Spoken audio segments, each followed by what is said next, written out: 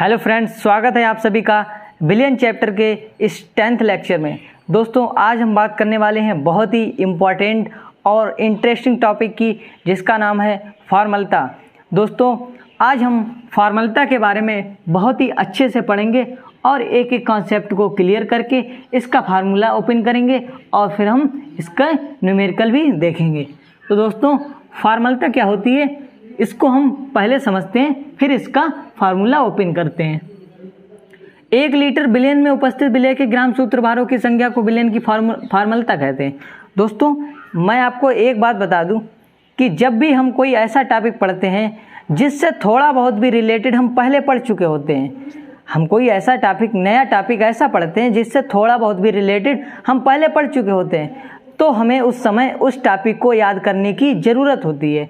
हमें आवश्यकता होती है कि हम उस टॉपिक को याद करें जो हम इससे रिलेटेड पहले पढ़ चुके हैं। तो दोस्तों, आपने अगर पिछले सभी लेक्चर देखे हैं तो मोलरता और एक और ऐसी विधि थी नॉर्मलता, उसके बारे में आपने बहुत ही अच्छे से पढ़ा था और फार्मूला ओपन किया था और न्यूमेरिकल लगाए थे। क्या थी परिभाषा?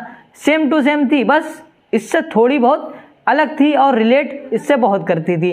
तो जब भी आप नया टॉपिक शुरू करते हैं तो पिछले वाले जो रिलेटेड टॉपिक हैं, जिन्हें आप अच्छे से क्लियर कर चुके हैं, उन्हें हम दोहराने की यहाँ पर ज़रूरत है। आपको उसकी डेफिनेशन यहाँ पर एक बार फिर से रिवाइज करने की ज़रूरत है। 1 लीटर बिलियन में उपस्थित विलेय के ग्राम सूत्रभारों की संख्या फार्मूला कहलाती है। ये डेफिनेशन है आज की, और अब हम ऐसी ही डेफिनेशन जो पहले पढ़ चुके हैं उन्हें दोहराएंगे ना। मोलरता की हमारी डेफिनेशन थी 1 लीटर बिलियन में उपस्थित विलेय के मोलों की संख्या क्या कहलाती है? मोलरता कहलाती है। और एक डेफिनेशन थी नॉर्मलता की, विलेय के मोलों की संख्या मोलरता में लेते थे, और नॉर्मलता में हम क्या देखते हैं? विलेय के ग्राम तुल्यांकों की संख्या, और किस में देखते हैं? बिलियन के 1 लीटर आयतन में। तो नॉर्मलता की परिभाषा थी किसी बिलियन के 1 लीटर आयतन में उपस्थित विलेय के ग्राम तुल्यांकों की संख्या।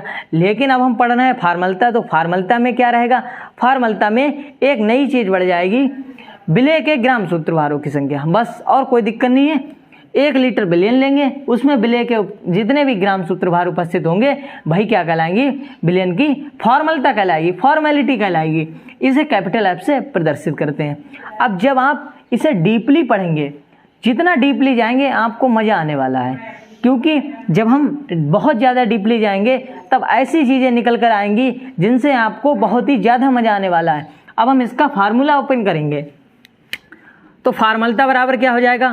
फार्मूला बराबर हो जाएगा विलेय के ग्राम सूत्रभारों की संख्या, जिसे हम निकाल रहे हैं वो ऊपर रखते हैं, विलेय के ग्राम सूत्रभारों की संख्या। और हम किस में देख रहे हैं? विलेय के ग्राम सूत्रभारों की संख्या हम किस में निकाल रहे हैं? बिलियन में निकाल रहे हैं, और बिलियन के आयतन में निकाल रहे हैं। आयतन कितना है हमारा? आयतन है बिलियन का 1 लीटर, अर्थात बिलियन का आयतन हम लीटर में लेते हैं, बटे क्या हो जाएगा? बिलियन का आयतन। ये है फार्मूला, सिंपल सा, परिभाषा के आधार पर हमने बना दिया, और ये किस में है? लीटर में। अब हम इसे थोड़ा सा और ओपन करेंगे। अब जैसे हमने नॉर्मलता में पढ़ा था कि विलेय के ग्राम तुल्यांकों की संख्या भार बटे तुल्यांकी भार, हमने पढ़ा था ग्राम तुल्यांकों की संख्या भार बटे तुल्यांकी भार। इसी तरह से ग्राम सूत्रभारों की संख्या का फार्मूला होता है, एक फार्मूला होता है ग्राम सूत्रभारों की संख्या निकालने का। ग्राम सूत्रभारों की संख्या निकालने का एक फार्मूला होता है, क्या है?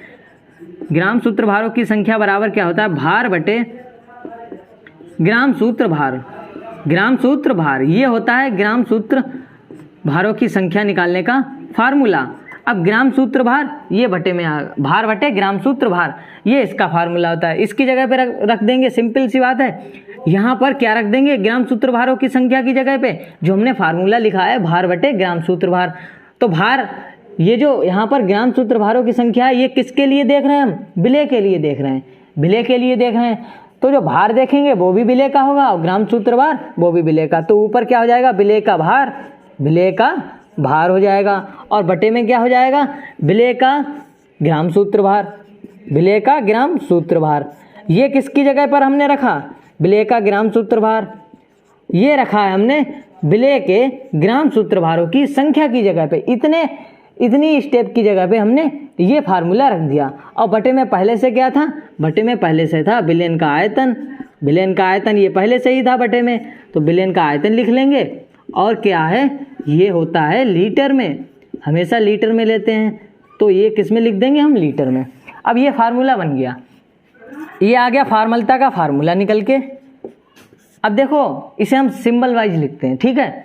तो फार्मलता क्या होती है, कैपिटल एफ से रिप्रेजेंट करते हैं। फार्मलता फॉर्मेलिटी होती है, आपको अगर इंग्लिश में नाम याद है तो आसानी से लिख सकते हैं कैपिटल एफ, और बाहर को लिखते हैं हम डब्ल्यू से, और विलय का है तो ए, क्योंकि हम हमेशा जितने भी हमने डेरिवेशन करे हैं, जितने भी न्यूमेरिकल लगाए हैं, अगर विलय और विलायक की बात होती है तो हम हमेशा ए को विलय मानेंगे, और हमने आज तक माना भी है ए को विलय, और विलायक किसे मानेंगे, बी को। बी क्या होता है हमारा, विलायक। तो यहाँ पर ये भार किसका है, ए का है, विलय का है, विलय का है तो विलय की जगह पे ए लिख देंगे, डब्ल्यू ए इसी बात को प्रेजेंट करता है कि भार है, और किसका है, ए का। ए क्या है, विलय, तो विलय का भार। विलय का ग्राम सूत्र भार को हम लिखते हैं एफ से। अब एफ है और यहाँ पर ये विलय का है, एफ लिख देंगे। ये एफ फार्मलता का है और एफ क्या है, एफ क्या है हमारा, विलय का ग्राम सूत्र भार। अब इंटू बिलियन का आयतन मतलब बी, और आयतन किसका है, बिलियन का। सॉल्यूशन और किस में है, इन लीटर में है। ये फार्मूला बनकर आ गया। अब यहाँ पर इससे बहुत ही ज़्यादा इम्पॉर्टेंट और इंटरेस्टिंग बात ये है कि W A upon F A into B solution में जो एफ ए है, ग्राम सूत्र भारों की संख्या है, वो किसके बराबर होती है, ग्राम सूत्र भारों की संख्या। जो ग्राम सूत्र भार है, ये एफ ए क्या है, ग्राम सूत्र भार। इसकी जगह पर हमने रखा था ग्राम सूत्र भारों की संख्या पर भार बटे ग्राम सूत्र भार, तो विलय का भार बटे विलय का ग्राम सूत्र भार। और ग्राम सूत्र भार किसके बराबर होता है, अणु भार के, अणु भार के। अब आपको यहाँ पर मोलरता की डेफिनेशन समझनी है कि ग्राम सूत्र भार अणु भार के बराबर होता है।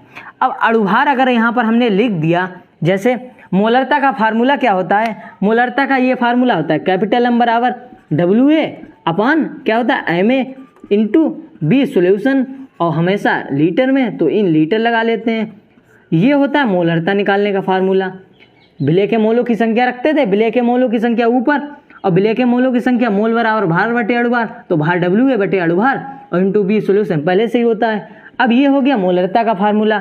अगर ये ग्राम सूत्रभार अणुभार के बराबर होता है, अब ग्राम सूत्रभार क्या होता है, एफ ए, और अणुभार क्या होता है, एफ ए बराबर एम ए, मतलब कि एफ ए एम ए के बराबर होता है। अगर हम एफ ए की जगह पर यहाँ पर एम ए रख देते हैं, कोई दिक्कत नहीं होगी, एम ए रख दिया। अब एम ए अगर रख देंगे तो वो मोलरता कहलाएगी। एम ए रख दिया अगर, फार्मूला और सेम है, बस यहाँ पर एम ए है और यहाँ पर एफ ए है। फार्मलता और मोलरता में यही अंतर है, एफ ए एम ए है, एफ ए एम ए बराबर हैं। अब एफ ए और एम ए वो भी बराबर हो गए, है ना इंटरेस्टिंग बात, एफ ए और एम ए बराबर हो गए। इसका मतलब फार्मलता और मोलरता ये दोनों एक ही चीज़ होती हैं, एक ही चीज़ होती हैं। अब अलग क्या होता है, जब एक चीज़ होती है तो क्यों अलग लिखते हैं, क्यों हम अलग लिखते हैं इन्हें।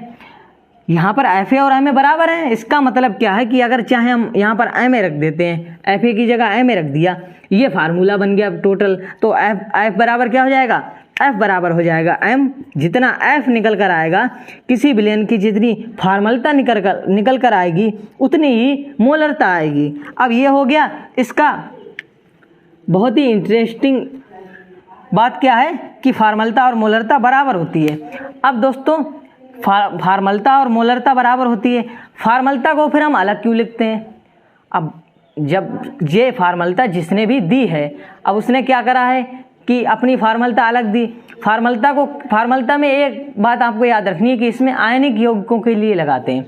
अब जैसे मोलरता है, मोलरता में अणु भी लगा सकते हैं, अणु भी जितने हैं, जैसे कोई भी यौगिक है उसके अणु लेते हैं। और इसमें क्या है कि आयनिक यौगिक होना चाहिए, जैसे NaCl है, ये टूट जाता है Na plus plus Cl minus में, और CuSO4 है, ये भी है Cu2 plus plus 2SO4 double Cu2 plus SO4 double minus, ये होता है आयनिक यौगिकों के लिए। बस एक चीज़ आपको याद रखनी है कि फार्मलता का उपयोग हम, ये फार्मलता आयनिक यौगिकों की सांद्रता निकालने की एक स्पेशल अप्रोच है, एक स्पेशल विधि है।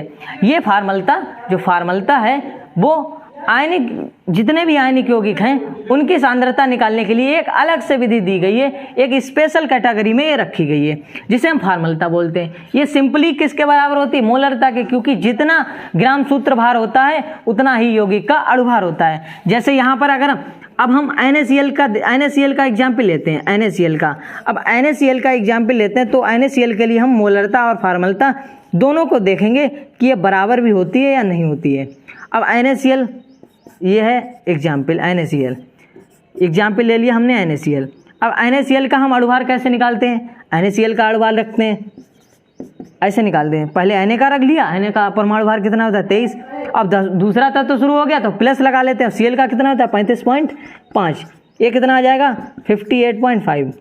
अब आपको यहाँ पर एक बात याद रखनी है कि जितना अणुभार निकल कर आया वही क्या है हमारा? ग्राम सूत्र भार। और ग्राम सूत्र भार को हम किससे रिप्रेजेंट करते हैं? Fa से। जितना Ma निकल कर आया इसके लिए उतना ही इसके लिए F है। बस आप जब क्वेश्चन में जब न्यूमेरिकल लगाएंगे तब आपको बोलना तो है कि हम ग्राम सूत्र भार निकाल रहे हैं। जैसे यहाँ आपको ये बोलना है कि हम अणुभार निकाल रहे हैं, सिंपलीफाई आराम से सिंपल से अणुभार निकाल लिया और लास्ट में क्या लिख देंगे? ये ग्राम सूत्र भार है, ये ग्राम सूत्र भार है। अब ग्राम सूत्र भार इसकी जगह पर रख देंगे। अणुभार और ग्राम सूत्र भार दोनों समान होते हैं, बिल्कुल एकदम समान होते हैं, इसीलिए ये नॉर्मल फार्मलता और जितनी मोलरता हैं, फार्मलता और मोलरता बिल्कुल समान आती हैं। बस आपको एक बात याद रखनी है कि फार्मलता है उसका उपयोग हम किस में करते हैं? आयनिक यौगिकों की सांद्रता ज्ञात करने के लिए करते हैं। ये स्पेशल विधि है उनके लिए, आयनिक यौगिकों के लिए एक स्पेशल विधि है। और फार्मलता ये स्पेशल विधि आयनिक यौगिकों के लिए, और मोलरता क्या, इसमें हम किसी का भी निकाल सकते हैं। अणु है, जितने भी अणु हैं, चाहे किसी यौगिक के कितने भी अणु हैं सभी के लिए निकाल सकते हैं। और इसमें क्या है? ये केवल आयनिक यौगिकों के लिए एक स्पेशल विधि है सांद्रता ज्ञात करने की। अब जैसे NaCl के लिए हमने परमाणु भार ये जितना अणुभार है वो निकाल लिया, 58.5 आ गया। अब जितना अणुभार आया वही किसके बराबर हो जाएगा? ग्राम सूत्र भार के बराबर हो जाएगा, Fa के बराबर हो जाएगा। बस आपको निकालना तो अणुभार है, आपको कंफ्यूज नहीं होना, निकालना तो अणुभार है और लास्ट में क्या लिख देंगे? विलेय का ग्राम सूत्र भार। बस कोई दिक्कत नहीं है, अणुभार निकालो ग्राम सूत्र भार लिखो, अणुभार निकालो ग्राम सूत्र भार लिखो, सिंपल से आराम से फार्मूले में पुट करो और आंसर निकालो। तो दोस्तों आपको केवल ये याद रखना है कि ग्राम सूत्र भार और अणुभार बराबर होते हैं, इसीलिए फार्मलता और मोलरता विधि का मान बराबर आता है। फार्मलता और मोलरता का मान विलयनों के लिए बराबर आता है। अब दोस्तों इसके लिए एक और भी इंटरेस्टिंग बात है, थोड़ी सी अलग है, हटके है।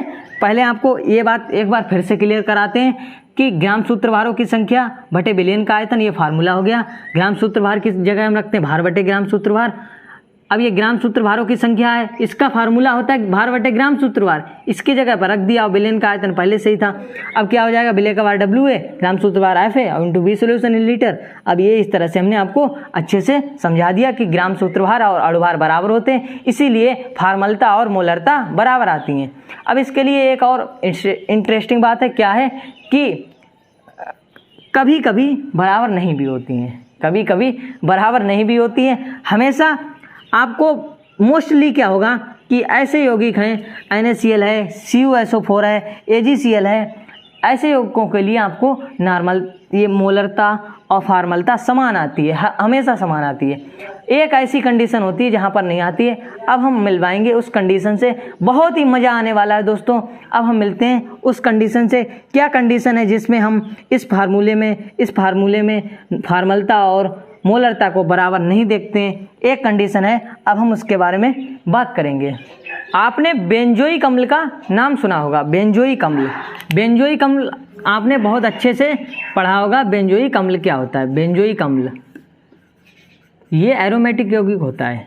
बेंजोइक अम्ल का क्या होता है? ऐसे ये बेंजीन की संरचना होगी और इसकी एक कार्बन से COOH ग्रुप जुड़ा रहता है, ये होता है बेंजोइक अम्ल। और जब हम बेंजोइक अम्ल को बेंजीन में घोलते हैं, अब इसमें क्या बेंजीन में हमने ऐड किया, बेंजीन क्या होती है? C6H6। तब क्या होता है कि ये जो बेंजीन में जब घोलते हैं तब जो बेंजोइक अम्ल होता है ये अपने डबल अणु बना लेता है। इसका फार्मूला अगर लिखना चाहें तो क्या हो जाएगा, C6H5, एक यहाँ पर कार्बन हट गया और उसकी जगह क्या लग गया, COOH। ये है बेंजोइक अम्ल। ये क्या है, बेंजोइक अम्ल। और जब हम इसे बेंजीन में घोल देते हैं तब क्या होता है, ये मिल करके इसके दो अणु मिल करके एक अणु बना लेते हैं। यहाँ पर बेंजोइक अम्ल आपको एक लग रहा है, लेकिन जब बेंजीन में घोलेंगे तब बेंजोइक अम्ल आप इसे नहीं कह सकते केवल, तब किसे कहेंगे, C6H5COOH। इसके दो अणुओं को मिलाकर के आप बोलेंगे बेंजोइक अम्ल। अब बेंजोइक अम्ल जब हमने बेंजीन में घोला तो इसका द्वितीय अणु बन गया। इसका क्या हो गया, बहुलकीकरण हो गया। और क्या कौन सा अणु बन गया, डबल हो गया। अब इसमें क्या है, इसमें ग्राम सूत्रभार और अणुभार बराबर नहीं आएंगे। बस एक ही कंडीशन थी कि हमने आपको बताया था ग्राम सूत्रभार और अणुभार बराबर होते हैं। आपको केवल इसमें ध्यान रखना है कि जब बेंजोइक अम्ल को बेंजीन में घोलते हैं तब क्या होता है कि ग्राम सूत्रभार और अणुभार बराबर नहीं आते। कैसे नहीं आते हैं, अब देखो, अगर इसका हम अणुभार निकालते हैं, ठीक, अणुभार कैसे निकालते हैं भाई, परमाणु भार रख के और जितने, जैसे C6H5COOH का निकाल रहे हैं। कार्बन का कितना होता है, एक का होता है 12 और 6 हैं तो 6 से गुणा, दूसरा तत्व शुरू हुआ है। अब हाइड्रोजन का होता है 1, 5 है तो 5 से गुणा। अब दूसरा तत्व शुरू हुआ है कार्बन, फिर से 12। अब दूसरा तत्व शुरू हुआ है 16। अब दूसरा तत्व शुरू हुआ है ऑक्सीजन, उसका होता है 16। अब हाइड्रोजन का होता है 1। ये हमने सबके अलग अलग लिख लिए, गुणा करके लिख लेते हैं। 12 × 72 + 5 × 5 + 12 + 16 + 60, 16 + 1, 72 × 5 = 77, 2 × 79, 10 × 89, 6 × 95, 10 × 105, 106, 112 और 10 122। ये आ गया अणुभार आ गया 122। अगर आपको जोड़ में कोई दिक्कत है तो आप अपने कॉपी में लगा सकते हैं। 12 × 5 = 72, 5 = 77, 2 × 79, 10 × 89, 6 × 95, 10 × 105, 105 × 6 = 111, 10 × 121, 122। ये आ गया अणुभार निकल कर। अब क्या होगा, अब इसमें यहाँ पर केवल एक चीज़ बदल जाएगी। C6H5COOH का कितना था, 122 था, हमने यहाँ पर निकाला, एक का होता है 122। अब इसका दोगुना करना है, मतलब डबल, दो अणु हैं। ऐसे अणु यहाँ पर दो, जैसे एक बेंजोइक अम्ल ये है, एक बेंजोइक अम्ल ये है, अभी अलग अलग है, ठीक है। एक बेंजोइक अम्ल ये है, एक ये है। जब हमने इसे बेंजीन में घोला तो ये दोनों जुड़ जाएंगे और ये क्या बन गया, अब ये कहलाएगा एक बेंजीन अणु। इसकी ये एक इकाई कहलाएगी। ये क्या है, ये पूरी क्या है, एक यूनिट है। इसमें क्या हो गया, संगुणन हो गया, आपस में मिल गए। लेकिन अब इसका ग्राम सूत्रभार बदल जाएगा। अगर हम इसका ग्राम सूत्रभार निकालेंगे तो हम यहाँ पर 122 नहीं लिख सकते हैं, 122 नहीं लिख सकते हैं, क्योंकि क्या हुआ कि 122 तो अणुभार था, वो एक का था, और जब हमने इसे बेंजीन में घोला तब इसने अपने दो अणु बना लिए। इसने क्या करा, ये बहुत ही बेकार निकला। इसने हमारे कॉन्सेप्ट को गलत कर दिया, इसने हमारा मज़ा और बढ़ा दिया। अब क्या मज़ा है कि अब हम बेंजीन में घोल रहे इसे, अब हम ग्राम सूत्रभार को अणुभार के बराबर रखेंगे, तब हमारा आंसर गलत जाएगा। अब हमें क्या करना है कि यहाँ पर अपना दिमाग यूज करना है कि यहाँ पर C6H5COOH के कितने अणु बन रहे हैं, उसके हिसाब से हम यहाँ पर ग्राम सूत्रभार निकालना है। एक का हमने निकाला था, देखो अगर हम फिर से निकालेंगे फिर वही आएगा 122। फिर हम कार्बन और हाइड्रोजन और ऑक्सीजन के फिर ऐसे करके जोड़ेंगे, 122 फिर आएगा, तो उसे हम ऐसे ही लिख लेते हैं। कितने अणु, दो हैं। अब कितना हो जाएगा इसका, 244। अब ग्राम सूत्रभार कितना हो गया, अब हो गया दोगुना, और यहाँ पर अणुभार कितना, 122, इसका दोगुना ग्राम सूत्रभार हो गया। अब आपको यहाँ पर एक बात याद रखनी है कि बेंजोइक अम्ल को जब बेंजीन में घोलते हैं तब वो क्या बना लेता, ये है तो बेंजोइक अम्ल की एक यूनिट है, ये बेंजोइक अम्ल की एक यूनिट है पूरी, ये पूरी एक यूनिट है। इसके दो अणु मिलकर एक बना लिया, ये पूरी बेंजोइक अम्ल की एक यूनिट है। पहले अलग अलग थे, इसका था, जैसे मान लीजिए ये है एक बेंजोइक अम्ल, ये है एक बेंजोइक अम्ल, इसका कितना अणुभार था, 122, इसका अणुभार था 122, ठीक है, कोई दिक्कत नहीं। 122 हमने लिख लिए।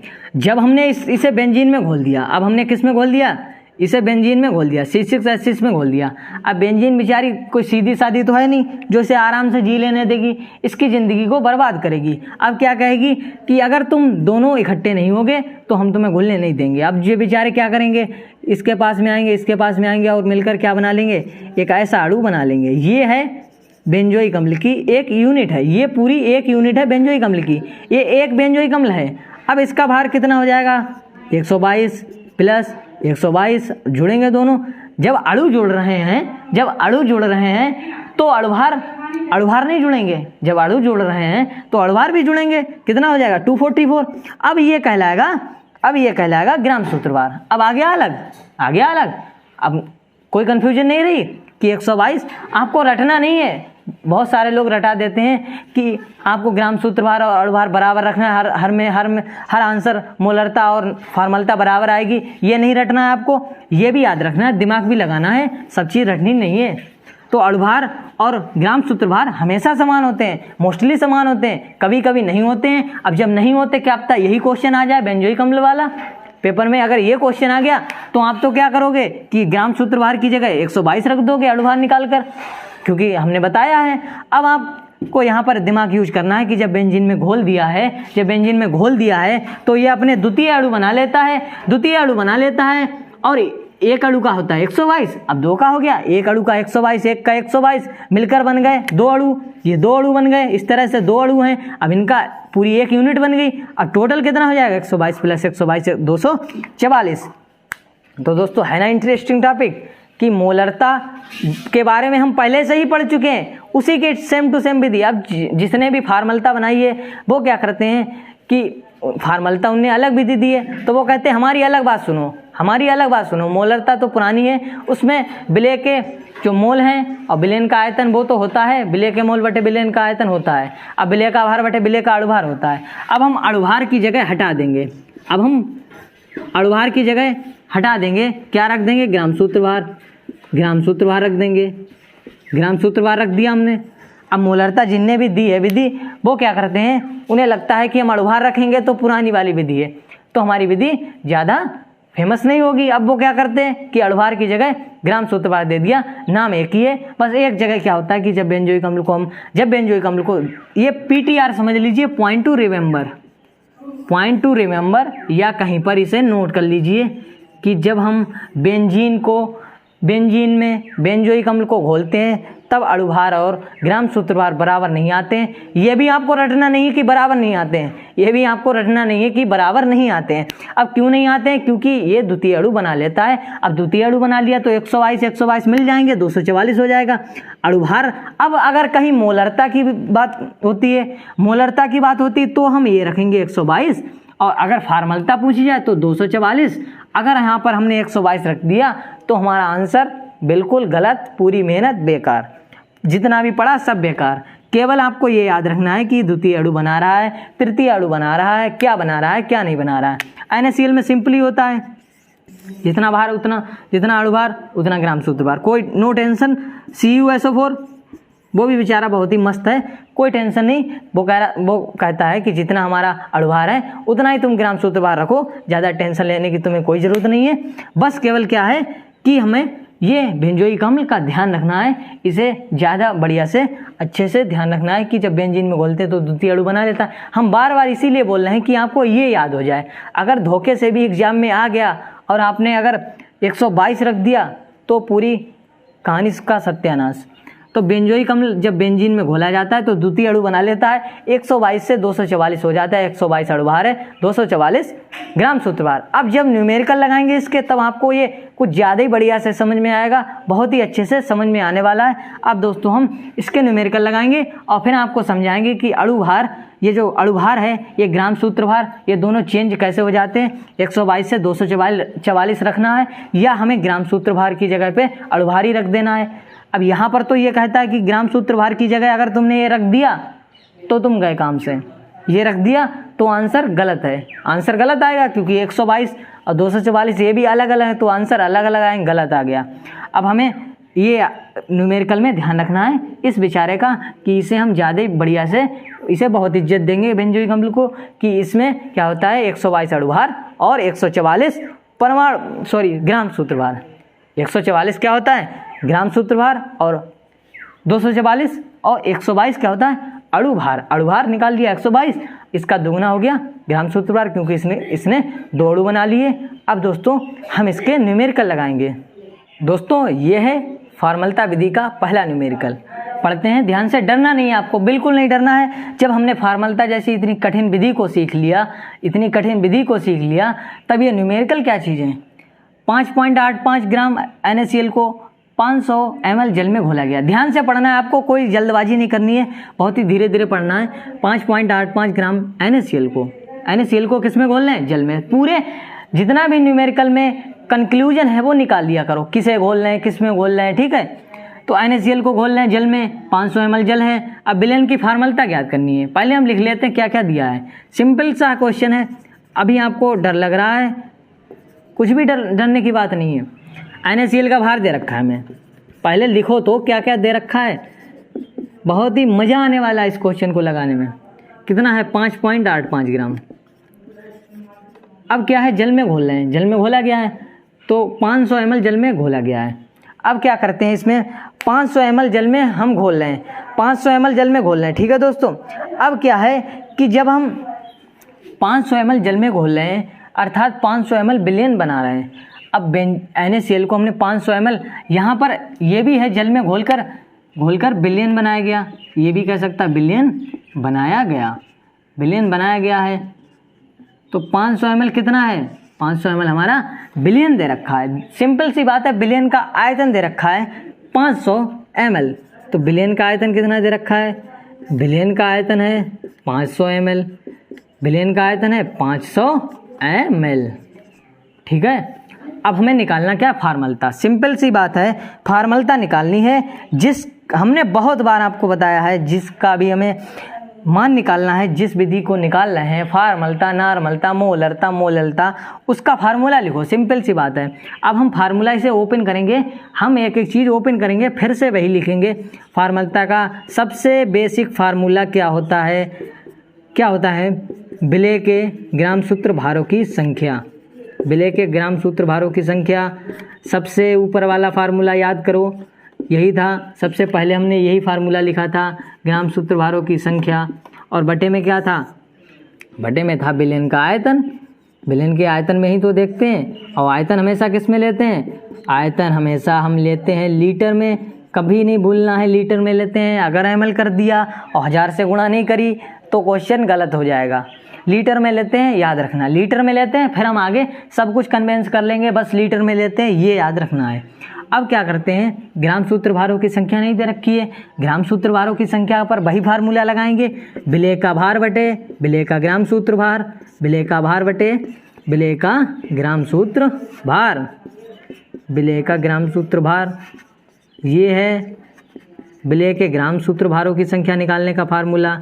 और इनटू में क्या है? पहले से विलयन का आयतन है, विलयन का आयतन ऐसे ही रख लिया हमने। विलयन का आयतन वो भी किस में है? लीटर में, गड़बड़ ना करना, लीटर में है।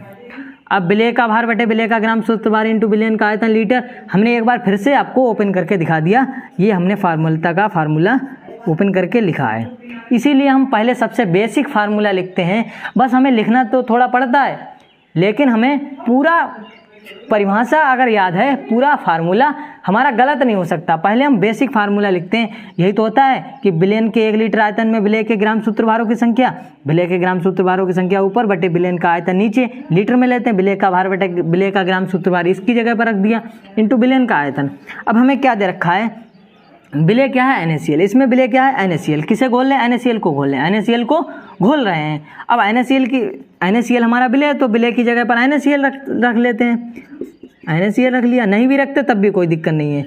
हम जब विलेय NaCl है तो विलेय के भार की जगह NaCl का भार डायरेक्ट रख सकते हैं, लेकिन हमने आपको समझाने के लिए NaCl का भार बटे NaCl का ग्राम सूत्र भार रख दिया, क्योंकि यहाँ पर विलेय क्या है? ये NaCl है, यही हमारा विलेय है, इसे ही हम घोल रहे हैं। अब विलेय का भार बटे विलेय का ग्राम सूत्र भार, इसकी जगह NaCl का भार बटे NaCl का ग्राम सूत्र भार, कोई दिक्कत नहीं होगी आपको इसमें। इंटू विलयन का आयतन पहले से ही है, वो हम किस में लेते हैं? लीटर में। बार बार बोलते हैं लीटर में लेते हैं, कभी ml में मत लगा देना बिना 1000 से गुणा करें। अब क्या है? कि अब हम इसमें देखते हैं हमें पता क्या क्या है। अब ये भी तो देख लें कि फार्मूला निकाल तो रहे हैं, पता क्या क्या है। NaCl का भार पता है, क्वेश्चन में दे रखा है, नो टेंशन। NaCl का ग्राम सूत्र भार नहीं पता है। अब नहीं पता है तो इसीलिए तो हमें NaCl का ग्राम सूत्र भार निकालना पड़ेगा, नहीं पता है। विलयन का आयतन पता है, क्वेश्चन में भैया हमें दे रखा है 500 ml विलयन का आयतन है, तुम्हें निकालने की ज़रूरत नहीं है, हम दे रहे हैं। आयतन कितना है, 500 ml है। अब हमें NaCl का ग्राम सूत्र भार निकालना पड़ेगा। NaCl का ग्राम सूत्र भार को हम Fa लिखते हैं, Fa और NaCl लिख लिया, कोई टेंशन नहीं। Fa क्या होता है, ग्राम सूत्र भार होता है, ये होता है ग्राम सूत्र भार। अब एक ही जगह जो विलय हमारा वो NaCl है, NaCl लिख लिया, इसका मतलब सीधे सीधे यही है NaCl का ग्राम सूत्र भार। अब इसका ग्राम सूत्र भार निकालेंगे। ग्राम सूत्र भार क्या होता है, अब आप यहाँ पर ग्राम सूत्र भार भूल जाओ, बिल्कुल भूल जाओ। अब हम पहले यहाँ पर अणुभार निकालते हैं, MnACl, M मतलब मॉलिकुलर वेट, NaCl का है।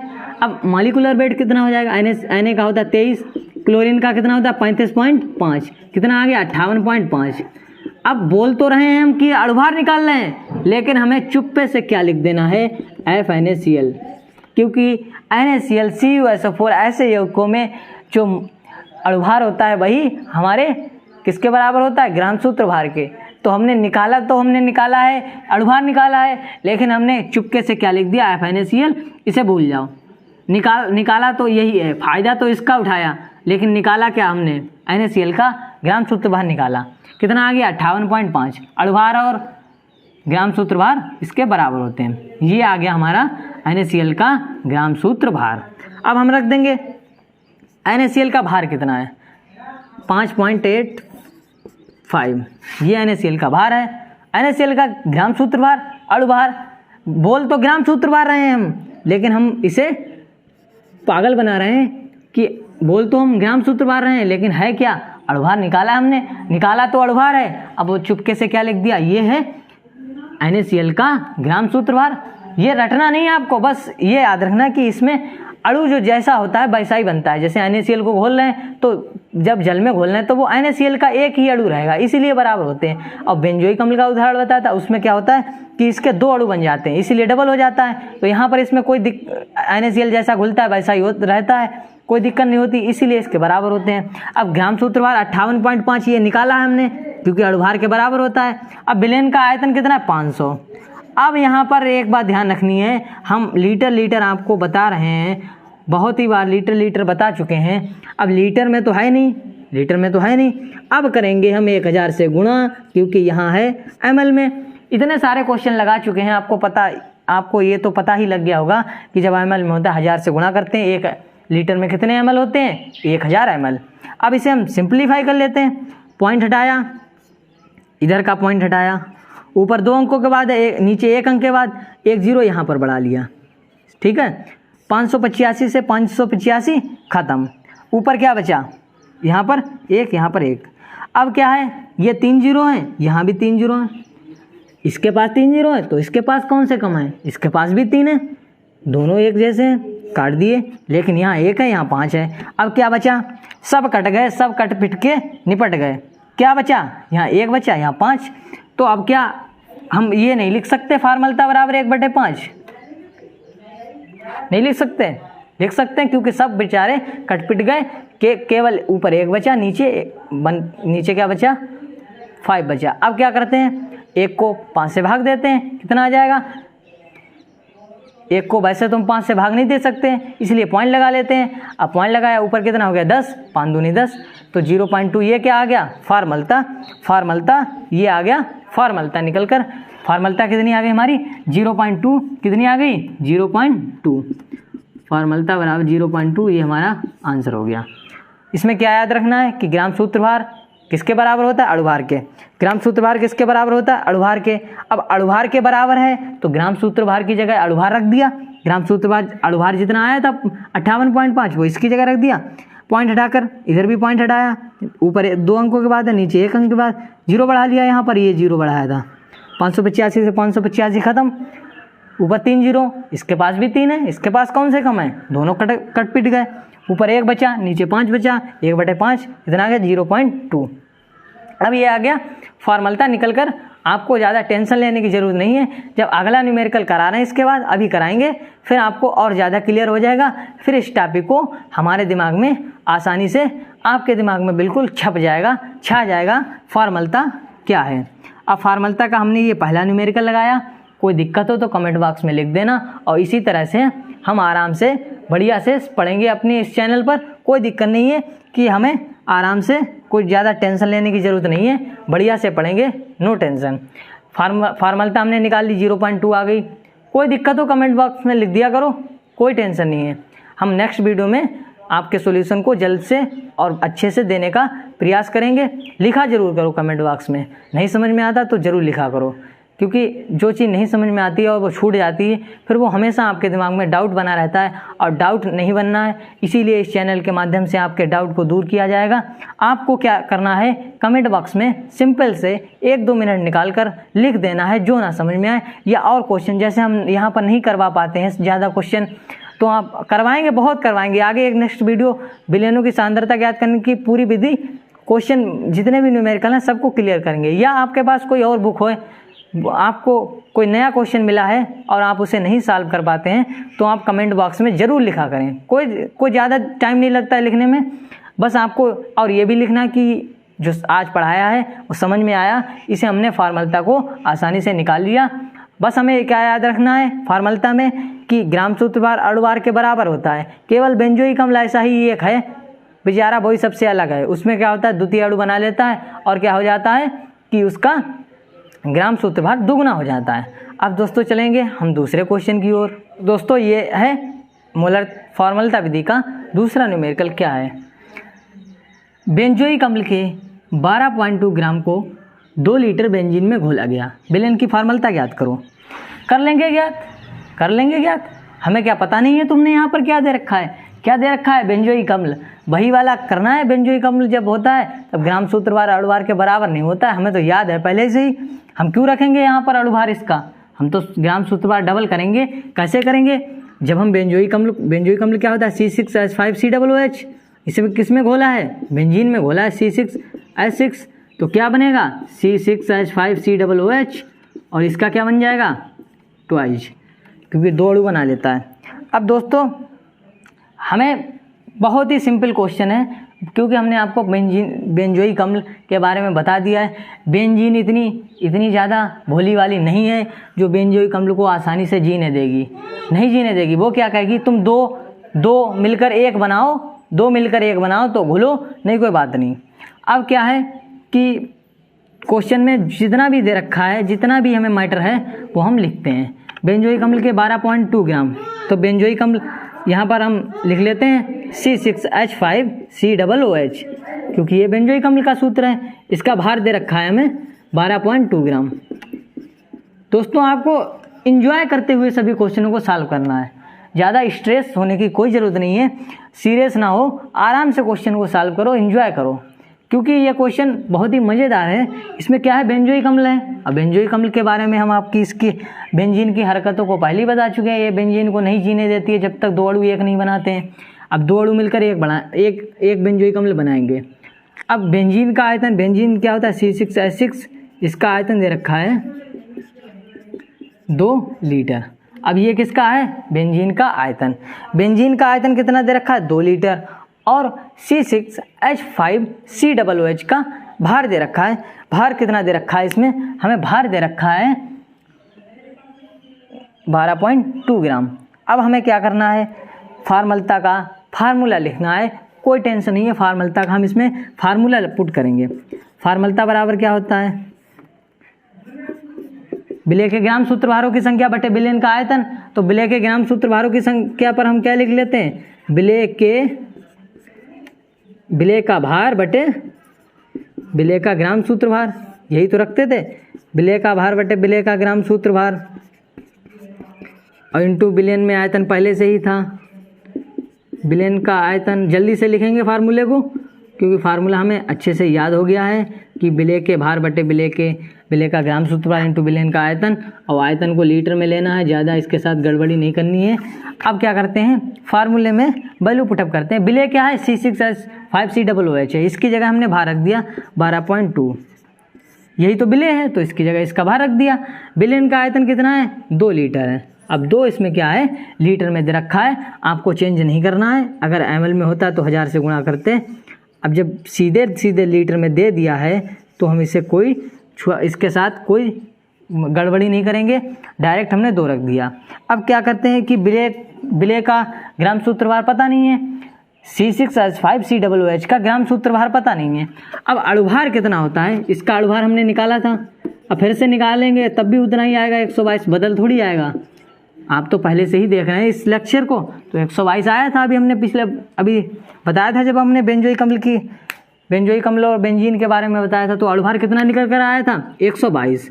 और ग्राम सूत्रभार क्या होता है, ग्राम सूत्रभार, अब ग्राम सूत्रभार कैसे निकालेंगे, इसके 2 अणु हो गए 2, अब एक का होता है 122, 2 का कितना हो जाएगा 244, 122 की 2 से मल्टीप्लाई करेंगे, 2 गुना हो जाएगा बस। अब क्या करते हैं, यहाँ पर 244 रख देते हैं, रख दिया, पॉइंट हटा लिया, 0 बढ़ा लिया। अब क्या करेंगे, इसे हम सॉल्व करेंगे। 244 रखने में कोई दिक्कत नहीं होगी, क्योंकि इसमें ग्राम सूत्रभार वो सेम नहीं रहता है। NaCl को भूल जाओ, NaCl तो बेचारा कोई दिक्कत नहीं होती, NaCl और जल आराम से, जल में NaCl जैसे पहले एक अणु होता है वैसा ही दूसरे बाद में होता है। लेकिन यहाँ क्या होता है, यहाँ उसे जीने नहीं देती है बेंजीन कहती है तुम 2 मिलकर 1 बनाओ, अगर 100 अणु हैं तुम्हारे तो 50 बनाओ, तो आराम से घुलो, नहीं कोई बात नहीं।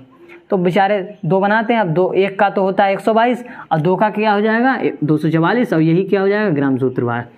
तो आपको रटना नहीं है कि हर समय बराबर होते हैं, फिर सब में बराबर कर दो और यहाँ पर 122 रखे सब गड़बड़ कर लो। तो 122 दूनी 244, इसीलिए 112.2 दे रखा था।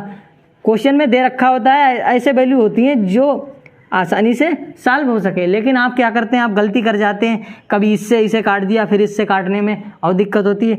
122 टू जा क्या होता है 244। अब क्या करते हैं, ऊपर क्या बचा, कुछ नहीं, तो 1, नीचे कितना बचा 20 गुणा 2, 2 ये और 20 ये।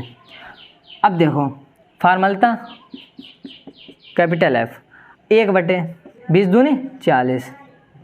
अब 40 से 1 को भाग देंगे, 40 से 1 को भाग, बस सिंपल से तो दे नहीं सकते हैं, पॉइंट लगाना पड़ेगा। अब कितना हो जाएगा, यहाँ पर हो जाएगा 10। अब 10 से भाग, 10 को भी नहीं दे सकते, 40 तो भाई 10 से भी बड़ा है, तो क्या करते हैं फिर 1 0 बढ़ाते हैं। अब फिर यहाँ पर 1 0 हो गया, अब 100 हो गए, यहाँ पर ये लिखे ले रहे हैं साइड में 100 हो गए, ठीक। अब 40 से 100 को भाग दे सकते हैं, 40 दूनी 80 हो गए। अब कितना बचा 20, फिर 1 0 बढ़ जाए तो 40 बन जाए 200, कितना आ गया 0.025। ये क्या आ गया, हमारी फार्मूला निकल कर आ गई। किसके लिए आई, ये बेंजोइक अम्ल के लिए आई। इसमें आपको एक याद रखना है कि हमें इसे ग्राम सूत्रभार को 2 गुना करना है, क्योंकि इसमें क्या होता है कि ये मिलकर के 2 अणु मिलकर कर 1 अणु बना लेते हैं। अब इसमें ग्राम सूत्रभार 2 गुना हो जाएगा। फार्मूला निकालने की वही विधि है, विलेय का भार बटे विलेय का ग्राम सूत्रभार इंटू विलेय का आयतन। ये तो फार्मूला है, सिंपल सा है कि विलेय के ग्राम सूत्रों की संख्या रखते थे, ग्राम सूत्रों की संख्या, उसकी जगह हमने ये इतनी चीज़ रख दी, विलेय का भार बटे विलेय का ग्राम सूत्रभार 122। ये पहले 112.2 था ग्राम में, 12.2 रखा, पॉइंट हटाकर 0 बढ़ाया, अब 122 हो गए, यहाँ 244, ये हमने यहाँ पर निकाला 244, 122 दूनी 244 हो गए। अब 20 दूनी 40 और 40 से हमने 1 को भाग दी, कितना आ गया 0.025। ये फार्मूला निकल कर आ गई। आया ना मज़ा दोस्तों इस क्लास में, है ना बढ़िया, क्योंकि इसमें ये फार्मूला है, ये अधिकतर मोस्टली किसके बराबर होती है, फार्मूला किसके बराबर होती है, मोस्टली मोलरता के बराबर। बस ऐसे बेचारे बेंजोइक अम्ल जैसे कुछ ऐसे बेचारे आयनिक यौगिक हैं, उन्हें क्या होता है कि ग्राम सूत्रभार और अणुभार में उन्हें समान नहीं मिलता है, अणुभार अलग होता है विचारों का और सूत्रभार अलग हो जाता है, ग्राम सूत्रभार अलग हो जाता है। तो दोस्तों इस तरह से आज हमने फार्मूला विधि को बहुत ही इंजॉय करके टॉपिक को समाप्त कर दिया, क्लियर हो गया। अगर कोई दिक्कत होती है तो कमेंट बॉक्स में लिख दिया करो। अगर आपको इसी तरह से इंजॉय करते हुए पढ़ना है तो दोस्तों कर लो चैनल को सब्सक्राइब और कमेंट में लिख दो कि जितना भी आप पढ़ चुके हैं वो बिल्कुल आपके दिमाग में छा गया। अब दोस्तों अब हम इस तरह से आज की क्लास को समाप्त करते हैं और मिलते हैं नेक्स्ट वीडियो में। नेक्स्ट वीडियो में क्या होगा, 1-2 विधि बची हैं ना सांद्रता निकालने की, सांद्रता ज्ञात करने की विधि हम पढ़ लेंगे, सब नेक्स्ट क्लास में कंप्लीट हो जाएंगे, सब कवर कर लेंगे। फिर आएगी हेनरी का नियम, राउल्ट का नियम, उसमें कुछ ज़्यादा ही मज़ा आने वाला है, बहुत ही इंटरेस्टिंग टॉपिक है। अब दोस्तों आज की क्लास को समाप्त करते हैं, मिलते हैं नेक्स्ट वीडियो में। इसी तरह से चैनल पर अपना प्यार बनाए रखना। धन्यवाद दोस्तों, जय हिंद दोस्तों।